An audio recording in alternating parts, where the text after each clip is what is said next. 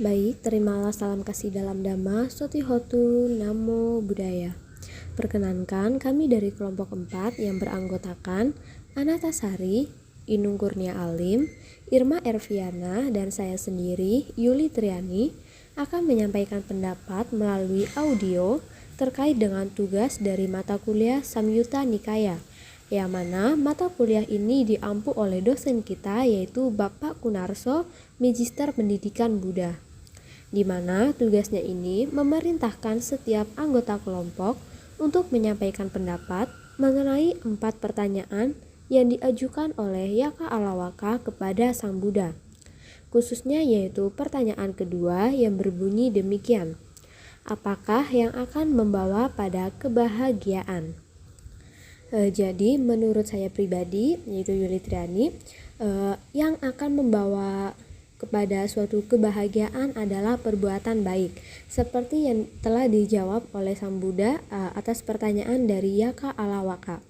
Jadi perbuatan baik ini tentunya akan membawa kepada suatu kebahagiaan, apalagi melakukan perbuatan baik ini sejalan dengan intisari ajaran agama Buddha, yang mana intisari tersebut juga dijelaskan dalam Dhammapada bab 14 syair 183 yang berbunyi demikian: Sababa pasa akaranam, kusala sa upasampada, sacita pariodapanam, etam budana sasanang.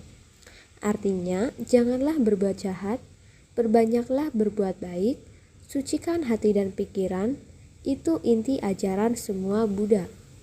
Dengan begitu, perbuatan baik yang kita lakukan akan membawa kepada kebahagiaan.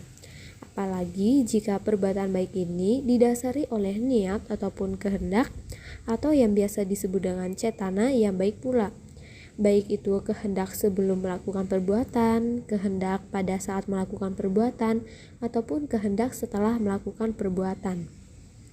Nah, perbuatan baik ini merupakan perbuatan yang terbebas dari 3 akar perbuatan jahat, yaitu loba ataupun keserakahan, dosa ataupun kebencian, moha ataupun kebodohan batin, dan senantiasa bersekutu dengan 3 akar perbuatan baik, yaitu aloba tidak serakah, adosa tidak benci, amoha tidak bodoh ataupun bijaksana.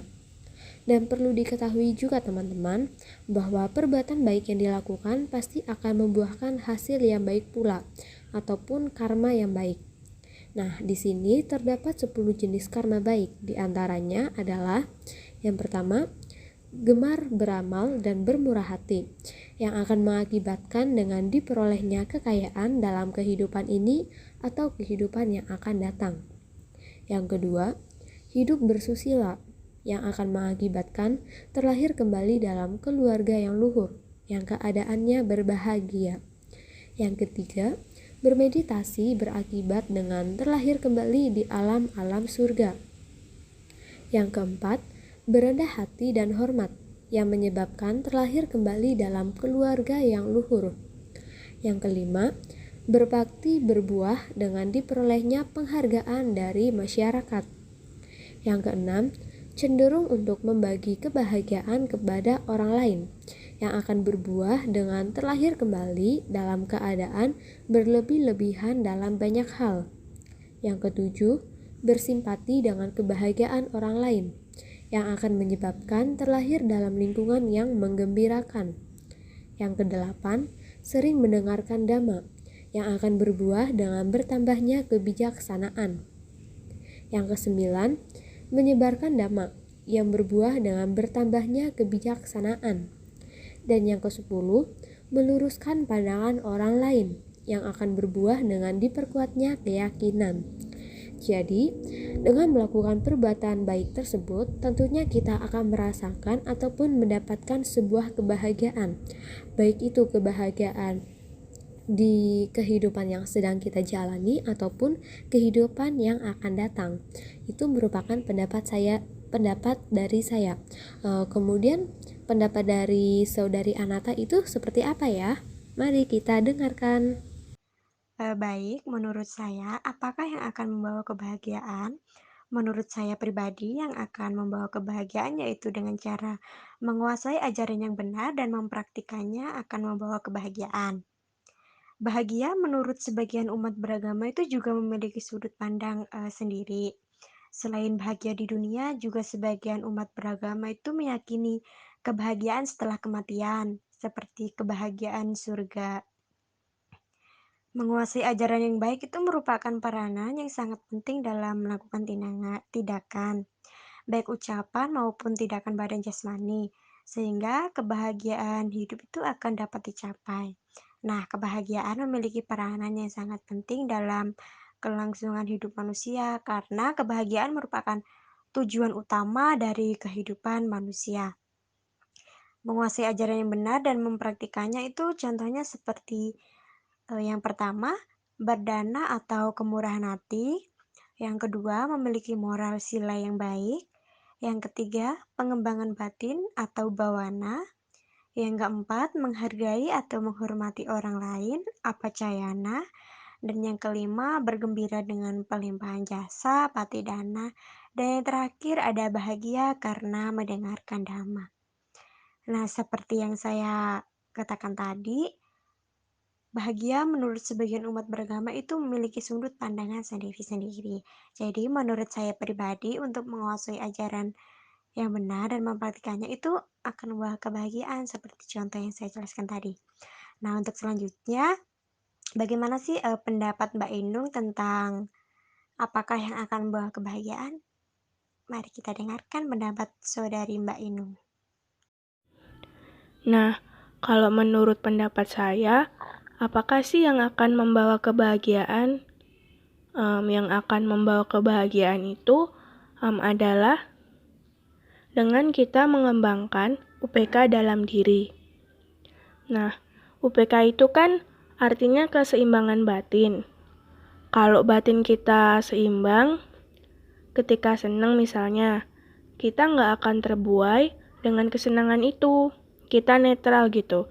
Nah, kalau kita netral, jika sewaktu-waktu kesenangan itu hilang dari diri kita itu tidak melekat dan berlarut dalam kesedihan.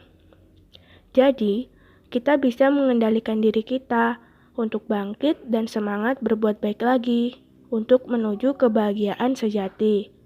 Nah, begitu juga sebaliknya. Jika kita sedih, kita jangan berlarut, karena itu gak akan membawa kita ke kebahagiaan. Karena dari diri kita itu tidak mau merubah rasa sedih itu menjadi perasaan yang seharusnya kita kendalikan.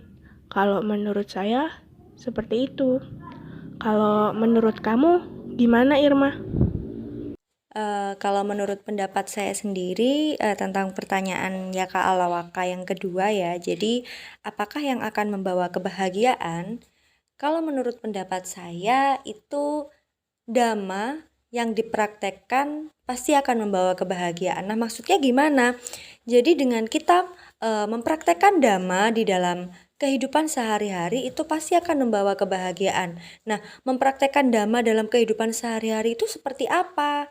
Nah, berkaitan dengan pendapat dari Mbak Yuli tadi ya mengenai berbuat baik pasti akan mendapatkan kebahagiaan. Nah, jadi mempraktekkan dhamma dalam kehidupan sehari-hari itu kita bisa dengan berbuat baik, kemudian kita rajin ke wihara, kemudian kita melatih diri untuk bermeditasi, kemudian rajin berdana, kemudian patuh terhadap orang tua, menolong sesama. Jadi pada intinya kita itu mengembangkan kebajikan yang ada dalam diri kita dan dipraktekkan ke dalam kehidupan sehari-hari seperti itu.